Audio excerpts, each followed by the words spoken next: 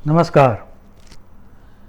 वेद को ज्ञान का भंडार कहा गया है और उसमें हमारे छोटे से छोटे कर्म से लेकर बड़े से बड़ा कर्म हमें किस तरह से करना चाहिए, आत्मा क्या है, परमात्मा क्या है, जीव क्या है, उन सब विषयों के बारे में विशदता से बात की गई है।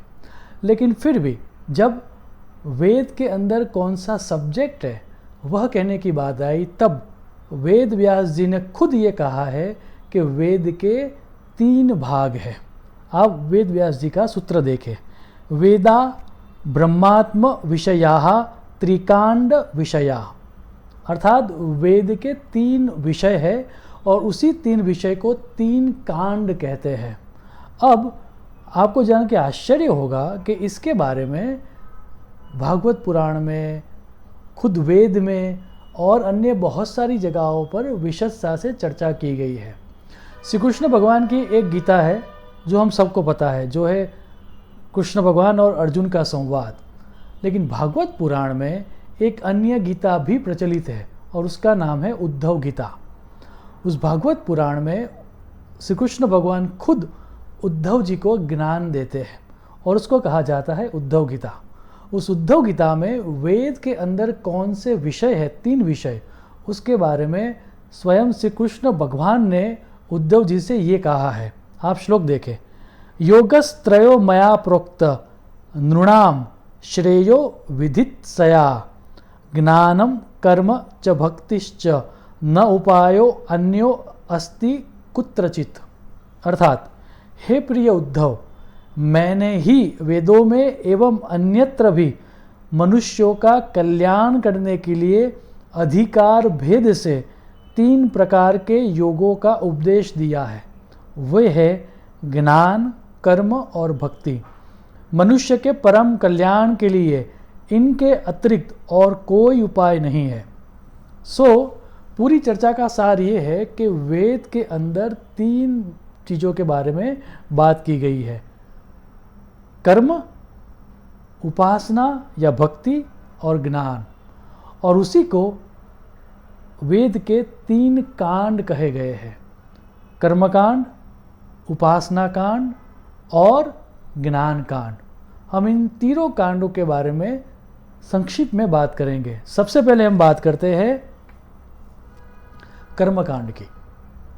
श्रीमद् भगवद गीता में श्री कृष्ण भगवान ने यह सूत्र दिया है, नहीं कश्चित क्षणमपि जातु तिष्ठति अकर्मकृत।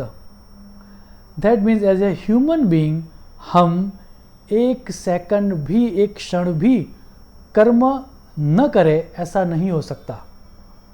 दैट मीन्स हम, चाहे हमें ज्ञात हो या हमें अज्ञात हो, हम कॉन्स्टेंटली किसी न किसी तरह के कर्म में प्रवृत्त होते हैं।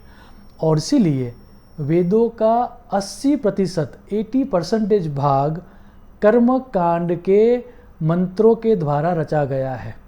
जो वेद की ऋचा है, पूरी ऋचा, उसमें से 80% ऋचा कर्मकांड की है और उसमें यही बात की गई है कि हमारे कल्याण के लिए हमें किस तरह के कर्म करने चाहिए और हमें जो चाहिए वह इच्छा की पूर्ति के लिए भी हमें किस तरह के कर्म करने चाहिए, और उसी को कहा गया है कर्मकांड। अब जैसा कि वो जो कर्मकांड की जो प्रक्रिया है, वह कर्मकांड की प्रक्रिया के लिए यज्ञ अति आवश्यक है। यज्ञ की बिना कर्मकांड की कोई भी क्रिया पॉसिबल ही नहीं है।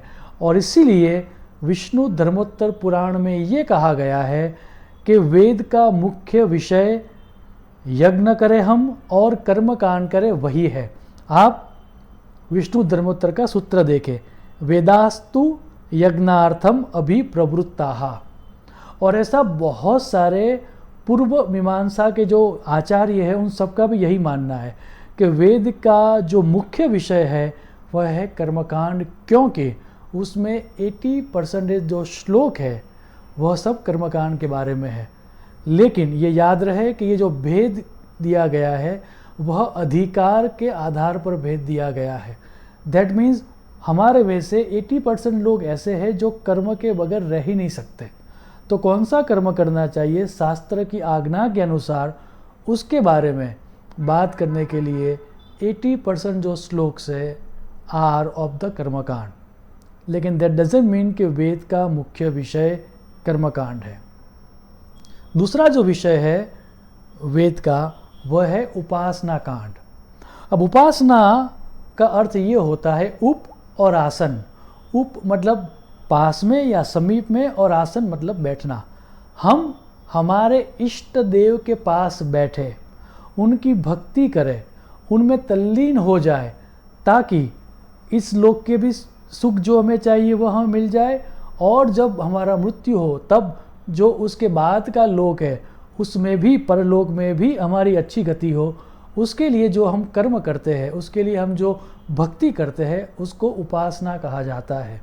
वेदों के जो टोटल भाग है उसमें से 16% है, दैट मीन्स 16% जो वेद ऋचाएँ है वह उपासना के लिए है। अब इस उपासना के लिए आदि शंकराचार्य जी ने अपने भाष्य में एक बहुत ही महत्वपूर्ण सूत्र दिया है। वह समझने से ये बात स्पष्ट हो जाएगी कि उपासना क्या है। उन्होंने लिखा है, उपासस्य सामीप्यम उपगम्य दीर्घकालम यद आसनम तद उपासनम आचक्षते। अर्थात अपने इष्ट देवता के समीप लंबे समय तक बैठना उसको उपासना कहते हैं। इस उपासना कांड को ही भक्ति कांड भी कहते हैं। Now let's talk about the last कांड, और उसका नाम है ज्ञान कांड। वेदों के सिर्फ 4%, दैट मीन्स ओनली 4% वेद ऋचाएँ ज्ञान की है, और इसी वेद ऋचाओं को वेदांत या फिर उपनिषद भी कहा जाता है। याद रहे, अधिकार भेद से ये क्लासिफिकेशन है, और इसीलिए उपनिषद खुद ये कहता है कि ये जो ज्ञान मार्ग है वो बहुत ही कठिन है, क्योंकि उसमें समझ आवश्यक है। उसके अंदर आत्मा, परमात्मा, जीव, आलोक, परलोक और ये सृष्टि की रचना कैसे हुई, उन सब के बारे में विशदता से चर्चा की गई है। लेकिन उसका जो मुख्य आशय है वह आशय है आइदर अंतःकरण की शुद्धि या फिर मुक्ति या मोक्ष की उपलब्धि। दैट मीन्स ज्ञान कांड के अधिकारी बहुत ही कम है, और कठोपनिषद तो आगे जाके ये कहता है कि ज्ञान कांड के अंदर प्रवृत्त होना या ज्ञान मार्ग के ऊपर चलना वो तो तलवार की धार पर चलने जैसा है, ऐसा ऋषि मुनियों ने कहा है।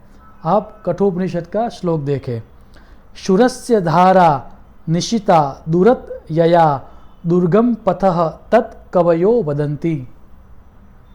रामचरितमानस में गोस्वामी तुलसीदास जी ने भी ऐसी ही बात कही है।